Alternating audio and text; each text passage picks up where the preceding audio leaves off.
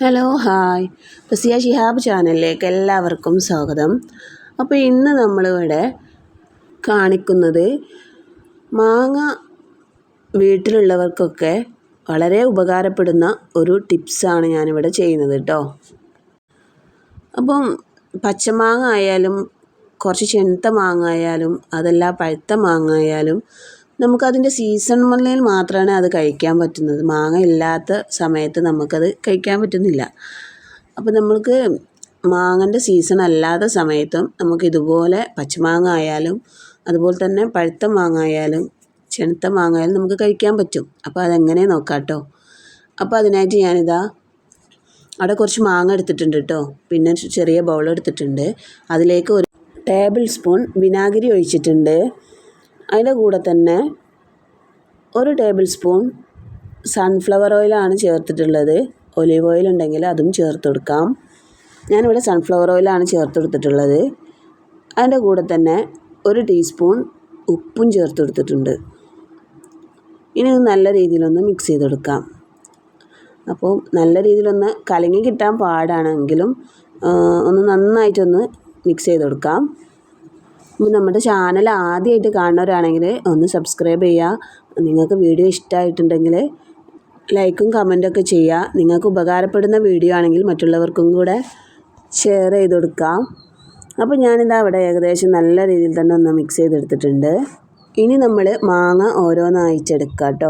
അപ്പോൾ നല്ല വൃത്തിയോടുകൂടിയുള്ള മാങ്ങകൾ എടുക്കുക. അതുപോലെ നനവൊന്നും ഇല്ലാതെ എടുക്കുക.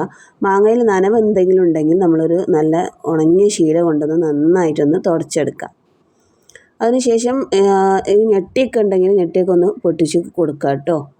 പിന്നെ അതിനുശേഷം നമ്മളിതാ ഒരു സ്പൂണായിട്ട് കുറച്ച് നമ്മളുണ്ടാക്കി വെച്ചിട്ടുള്ളത് മാങ്ങൻ്റെ ഒരു ഭാഗത്ത് ഒഴിച്ചു കൊടുത്തതിന് ശേഷം നന്നായിട്ട് നമ്മൾ മാങ്ങ തടവി കൊടുക്കുക കേട്ടോ.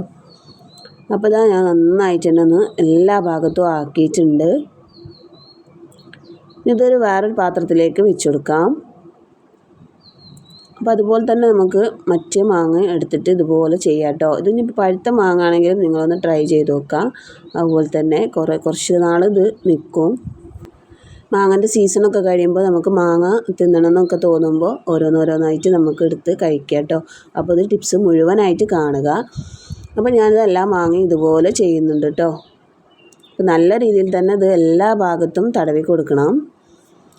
നന്നായി തടവിയതിന് ശേഷം നമ്മളിത് അപ്പോൾ ഞാനും ഇത് അതുപോലെ തടവിയിട്ട് ഒരു 15 മിനിറ്റോളം കഴിഞ്ഞതിന് ശേഷം നമ്മളതിൽ നിന്നും ഓരോ മാങ്ങ എടുത്ത് നല്ല നനവൊന്നുമില്ലാത്ത നല്ലൊരു കോട്ടൺ തുണി കൊണ്ട് നമുക്ക് ഇതൊന്ന് നല്ല രീതിയിലൊന്ന് തുടച്ചെടുക്കണം കേട്ടോ. അപ്പോൾ നമുക്ക് ഇതൊന്ന് വേഗം തുടച്ചെടുക്കാൻ നോക്കാം.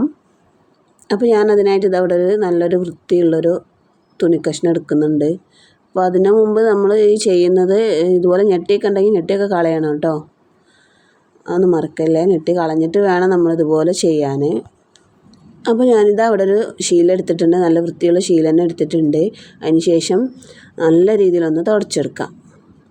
അപ്പോൾ മാങ്ങൻ്റെ എല്ലാ ഭാഗത്തും തന്നെ നമ്മൾ നല്ല രീതിയിലൊന്ന് തുടച്ചെടുക്കണം. അപ്പോൾ ഞാനൊരു മാങ്ങ ഇതാ അവിടെ നല്ല രീതിയിൽ തുടച്ചെടുത്തിട്ടുണ്ട്. അപ്പോൾ അതിൻ്റെ ഒരു എണ്ണമഴയൊക്കെ പോയിട്ടുണ്ട്. അതുപോലെ ബാക്കിയുള്ള മാങ്ങയും കൂടെ ഞാൻ നല്ല വൃത്തിയിൽ തുടച്ചെടുക്കുന്നുണ്ട്. ഇപ്പോൾ ഏകദേശം ഞാൻ എല്ലാ മാങ്ങയും ഒന്ന് നല്ല വൃത്തിയിൽ തന്നെ തുടച്ചെടുത്തിട്ടുണ്ട് കേട്ടോ. ഇനി ഇതിന് ശേഷം നമ്മളിതാ ഇതുപോലൊരു പേപ്പർ എടുക്കാം. അതായത് ന്യൂസ് പേപ്പർ ആയാലൊന്നും കുഴപ്പമില്ല കേട്ടോ. നല്ല വൃത്തിയുള്ളൊരു പേപ്പർ എടുത്തതിന് ശേഷം ഓരോ മാങ്ങയും നമ്മൾ അതിൽ വെച്ച് ഒന്ന് പൊതിഞ്ഞെടുക്കാം. അപ്പോൾ ഇതിനേക്കാളും കുറച്ച് വലിയൊരു പേപ്പർ എടുക്കാണ്ടെങ്കിൽ ഏറ്റവും നല്ലതായിരിക്കും കേട്ടോ. നന്നായിട്ടൊന്ന് കവർ ചെയ്തിട്ട് തന്നെ പൊതിഞ്ഞിരിക്കണം. ഒരു സൈഡൊന്നും കാണാതെ നല്ല രീതിയിൽ ഇതുപോലെ ഒന്ന് പൊതിഞ്ഞെടുക്കണം കേട്ടോ. അപ്പോൾ ഞാൻ അതാ ബാക്കിയുള്ളതും കൂടെ അതുപോലെ ഒന്ന് പൊതിഞ്ഞെടുക്കുന്നുണ്ട്. അപ്പോൾ എന്ത് പേപ്പറിലായാലും കുഴപ്പമൊന്നുമില്ല കേട്ടോ. നല്ലൊരു നനവൊന്നും ഇല്ലാത്തൊരു പേപ്പർ തന്നെ ആയിരിക്കണം. അപ്പോൾ ഞാനിതാ അവിടെ എല്ലാ മാങ്ങയും അതുപോലെ ഒന്ന് പൊതിഞ്ഞ് വെച്ചിട്ടുണ്ട്.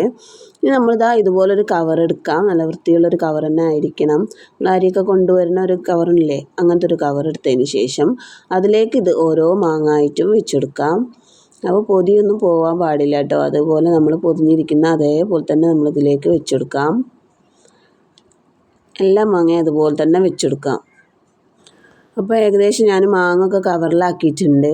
അതിനുശേഷം കവറിൻ്റെ മേൽഭാഗം നല്ല രീതിയിലൊന്ന് പിരിച്ചതിന് ശേഷം ഒരു കയർ കൊണ്ടോ അല്ലെങ്കിൽ ഒരു റബ്ബർ ഉണ്ടെങ്കിൽ റബ്ബർ ഇട്ട് കൊടുത്താൽ മതിയാവും.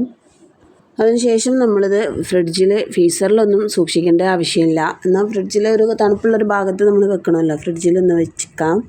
അപ്പോൾ അതെങ്ങനെയാണെന്ന് ചോദിച്ചാൽ ഇതുപോലുള്ളൊരു പാത്രം ഉണ്ടാവുമല്ലോ, നമ്മൾ തക്കാളിയൊക്കെ ഇട്ട് വെക്കുന്ന ആ ഒരു പാത്രത്തിൽ ഒരു സൈഡിൽ നമ്മൾ ഇതുപോലെ ഓരോ പേപ്പർ ഇങ്ങനെ വെച്ചെടുക്കുന്നുണ്ട്. 4 സൈഡിലും ഇതുപോലെ ഒരു പേപ്പർ വെച്ചെടുക്കാം. പിന്നെ താഴ്ഭാഗത്തും ഒരു പേപ്പർ വെച്ചെടുക്കുന്നുണ്ട്. ഈ ഒരു രീതിക്കാണ് നമ്മൾ വെച്ചെടുക്കേണ്ടത്. ഇനി ഇതിലേക്ക് നമ്മൾ കവറിൽ കെട്ടി വെച്ചിട്ടുള്ള മാങ്ങ അതിലേക്ക് വെച്ചെടുക്കാം. പിന്നെ അതിൻ്റെ മേലെ നമ്മൾ തക്കാളി ആയാലും എന്തെങ്കിലും വെക്കണമെങ്കിൽ അതൊക്കെ വെക്കാം കേട്ടോ, അതിനൊന്നും ഒരു പ്രശ്നവുമില്ല. അപ്പോൾ ഇങ്ങനെ വെച്ച് കഴിയുമ്പോൾ നമുക്ക് മാങ്ങ കുറേ കാലം നമുക്ക് അതുപോലെ കേട് വരാതെ ഇരിക്കും. അപ്പോൾ എല്ലാവരും ട്രൈ ചെയ്ത് നോക്കുക. മാങ്ങ ഇല്ലാത്ത സീസണിലും നമുക്ക് ഓരോ മാങ്ങ ഇത് കഴിച്ച് നോക്കാമല്ലോ. എല്ലാവർക്കും ഉപകാരപ്പെടുന്ന ഓരോ ടിപ്സും കൂടാണ് കേട്ടോ അത്. എല്ലാവരും ട്രൈ ചെയ്ത് നോക്കുക, ഫീഡ്ബാക്ക് അറിയിക്കുക. അപ്പോൾ നമ്മുടെ വീഡിയോ ഇത്രയേ ഉള്ളൂ. അടുത്ത വീഡിയോയുമായി വീണ്ടും കാണാം. Okay, by.